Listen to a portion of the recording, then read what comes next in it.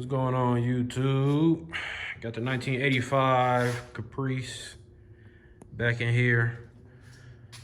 Got the sunroof installed. When they installed the sunroof, it chipped it, so just came back, cleared it back in there.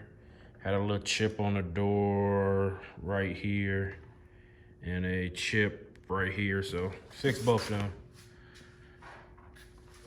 And just resprayed the roof. Interior and the roof got done, so it's all done now. That's it. Just touched all that up. I put a few clips in the video. Cut it, buff it, and then I gotta add 4 6.5s in the doors. And she'll be ready for the show next week.